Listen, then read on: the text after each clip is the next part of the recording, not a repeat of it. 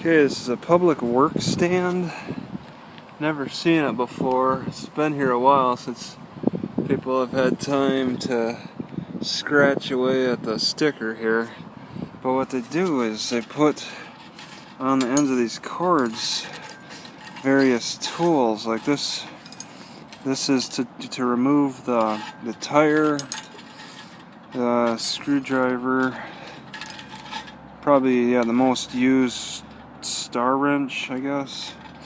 Probably to remove the socket. I don't know how many people would take the time to do that. Multi-tool. Screwdriver.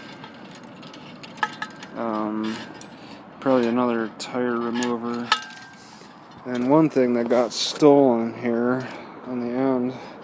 And then you got a bicycle pump and a wrench.